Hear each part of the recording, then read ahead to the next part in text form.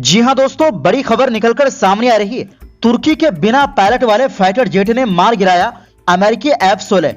Erdogan को बड़ी कामयाबी, दुनिया में बढ़ सकता है कद। ये सिर्फ टेस्ट नहीं, अमेरिका इजरायल के लिए खुला चैलेंज। जानेंगे क्या है पूरा मामला, अगली खबर में आपको बताएंगे। जापान के इस कदम से भड़का चीन, कहा नतीजे गंभीर होंगे। इसके पीछे ट्रंप का भी हाथ, आग बबूला हुए जिनपिंग का देश। और इसी के साथ यूक्रेन जंग रोकने ट्रंप का 28 पॉइंट का प्रपोजल। जेलेंस्की को अपनी जमीन छोड़नी होगी, सेना भी घटानी होगी, बदले में मिलेगी सुरक्षा गारंटी। तो दोस्तों सभी खबरें एक एक करके विस्तार से बताएंगे, तो आप मेरे साथ इस वीडियो के आखिर तक बने रहें। तो बिना देर किए बात करते हैं खबरों की। दोस्तों तुर्की ने अपने ड्रोन रक्षा उद्योग में एक बड़ी सफलता हासिल करने का दावा किया है। तुर्की के टेस्ट में बैरकटार किजिल-एल्मा नाम का अनमैन्ड कॉम्बैट ड्रोन यानी UCAV अमेरिका के F-16 लड़ाकू विमान को टारगेट करने में सफल रहा। यह असली हमला नहीं था, बल्कि कंप्यूटर पर चलाया जाने वाला एक सिमुलेशन टेस्ट था। इसमें किजिल-एल्मा ड्रोन ने करीब 30 मील दूर उड़ रहे F-16 को लॉक किया और वर्चुअल तौर पर उस पर सीधा वार किया।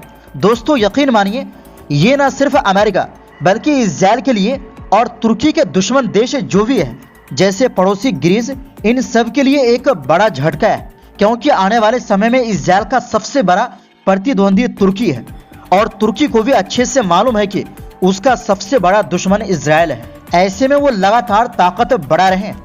यूरेशियन टाइम्स के मुताबिक ये टेस्ट तुर्की एयरफोर्स के ही F-16 जेट के साथ किया गया था। इससे तुर्की ने दिखाया कि वो अपने देश में बनाए गए रडार, मिसाइल और डेटा सिस्टम को जोड़कर आधुनिक हवाई लड़ाई के लिए किजिल-एल्मा को तैयार कर रहा है। ये तुर्की के राष्ट्रपति एर्दोगान के लिए भी एक बड़ी सफलता मानी जा रही है, क्योंकि वो लंबे समय से अपने रक्षा सिस्टम को मजबूत बनाने की कोशिश कर रहे हैं। दरअसल टेस्ट के दौरान किजिल-एल्मा ने तुर्की के कोरलू स्थित अकेन्सी फ्लाइट टेस्ट सेंटर से उड़ान भरी और लगभग 1 घंटा 45 मिनट तक 15,000 फीट की ऊंचाई पर उड़ता रहा। इससे इसके कुल टेस्ट फ्लाइट घंटे 55 घंटे से भी ज्यादा हो गए। इस टेस्ट में तुर्की एयरफोर्स के 2 F-16 जेट भी रडार सिस्टम को चेक करने के लिए शामिल किया गए थे। इस टेस्ट का सबसे अहम हिस्सा था मुराद नाम का AESA रडार, जिसे असेल्सन कंपनी ने बनाया है। इस रडार ने 30 मील दूर मौजूद F-16 को पहचान लिया, उसे ट्रैक किया और उस पर ठीक से लॉक कर लिया। इससे यह पता चलता है कि रडार कितनी तेजी और सटीकता से टारगेट पकड़ सकता है।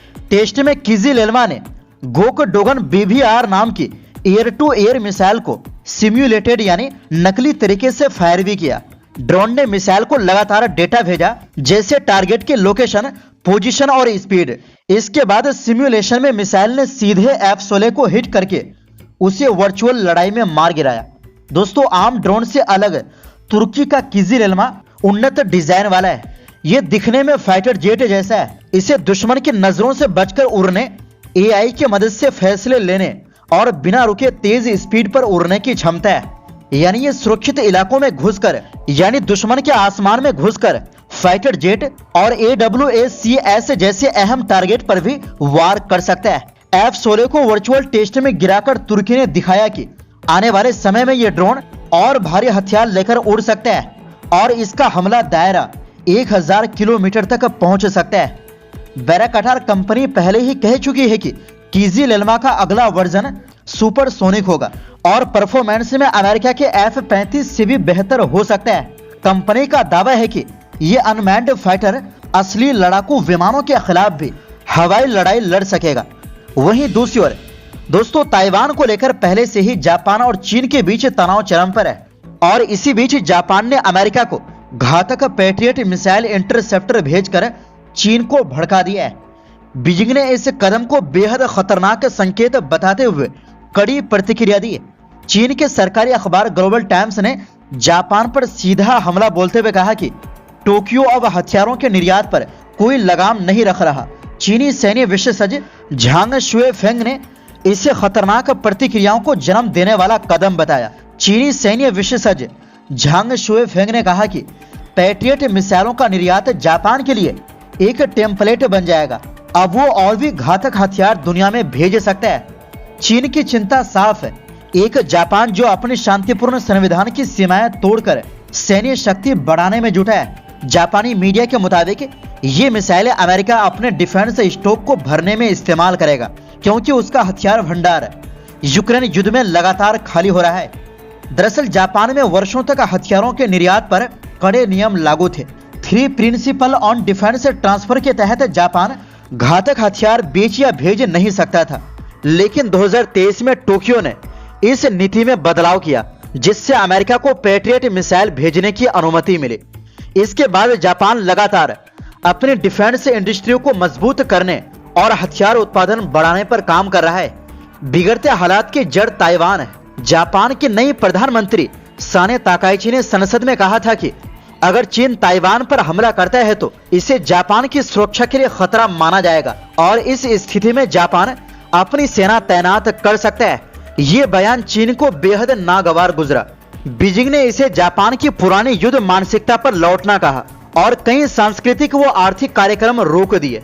चीन के रक्षा विश्लेषकों का दावा है कि जापान अब अमेरिका के हथियार सिस्टम को बनाकर, सुधार कर और निर्यात कर अपनी डिफेंस इंडस्ट्री को मजबूत बनाना चाहता है। साथ ही वो फिलीपींस और ऑस्ट्रेलिया जैसे देशों को भी हथियार देकर राजनीतिक प्रभाव बढ़ाने की कोशिश कर रहा है। प्रधानमंत्री ताकाइची पहले ही कह चुकी है कि जापान अपना रक्षा बजट बढ़ाकर जीडीपी का 2% करेगी। वहीं दूसरी ओर दोस्तों, अमेरिकी राष्ट्रपति डोनाल्ड ट्रंप ने रूस यूक्रेन जंग को खत्म करने के लिए 28 सूत्रीय शांति फ्रेमवर्क तैयार किया है। ये फ्रेमवर्क अमेरिकी सेना सचिव डैन ड्रिस्कॉल की यूक्रेन यात्रा के दौरान सामने आया है। मीडिया रिपोर्टों के अनुसार इसमें यूक्रेनी सुरक्षा गारंटियों का जिक्र है, लेकिन साथ ही यूक्रेन से जमीन छोड़ने, सेना की संख्या कम करने और नाटो को यूक्रेन में सैनिक भेजने से रोकने की भी मांग की गई है। अमेरिका ने अभी तक इसकी आधिकारिक घोषणा नहीं की है। रूसी राष्ट्रपति पुतिन ने भी ऐसी किसी शांति योजना के बारे में जानकारी होने से इनकार किया है। वहीं जेलेंस्की ने इस प्रस्ताव को लेकर शुरुआती सहमति जताई है। हालांकि कई अमेरिकी समाचार आउटलेट्स ने सूत्र के हवाले से इसकी पुष्टि की है। अमेरिकी डिजिटल समाचार आउटलेट एक्सियोस और ब्रिटेन के फाइनेंशियल टाइम्स ने बुधवार को सबसे पहले इस योजना के बारे में बताया। ट्रंप प्रशासन ने साफ किया है कि दोनों पक्षों को समझौते करने होंगे। पीबीएस न्यूज आवर मीडिया को मिले 28 सूत्रीय योजना के मुताबिक इस फ्रेमवर्क में न केवल यूक्रेन के लिए सुरक्षा गारंटी शामिल है, बल्कि रूस की लंबे समय से चली आ रही मांगे भी शामिल है। इसमें कहा गया है कि यूक्रेन को अपनी सेना का आकार सीमित करना होगा। नाटो को यूक्रेन में कोई भी सैनिक भेजने की अनुमति नहीं होगी। यूक्रेन को डोनेट्स्क क्षेत्र का वो हिस्सा छोड़ना होगा जिस पर उसका अभी भी कंट्रोल है और जिस पर रूस 11 साल के युद्ध के बावजूद कब्जा नहीं कर पाया है। उस क्षेत्र को अंतर्राष्ट्रीय स्तर पर रूसी क्षेत्र के रूप में मान्यता दी जाएगी। इससे रूस को पूरे डोनबास इलाके पर कंट्रोल मिल जाएगा। इसके बाद अमेरिका डोनबास, क्रीमिया और जपोरिजिया और खेरसोन के कब्जे वाले हिस्सों को वास्तविक रूसी क्षेत्र के रूप में मान्यता देगा। इसके अलावा नाटो भविष्य में यूक्रेन को शामिल नहीं करेगा। अमेरिका रूस पर लगे प्रतिबंधों को चरणबद्ध तरीके से और हर मामले के आधार पर हटाएगा। प्लान के मुताबिक दोनों पक्षों को उनकी हरकतों के लिए माफी दी जाएगी। साथ ही फ्रीज रूसी संपत्तियों से $100 अरब यूक्रेन का पुनर्निर्माण के लिए मिलेगा। रॉयटर्स के मुताबिक यूक्रेनी राष्ट्रपति जेलेंस्की ने इसके लिए शुरुआती सहमति दे दी है। तो दोस्तों, फिलहाल के लिए इस रिपोर्ट में बस इतना ही। फिर मिलते हैं एक नई रिपोर्ट्स के साथ। आपसे गुजारिश है हमारी सपोर्ट के लिए वीडियो को लाइक और शेयर जरूर करें।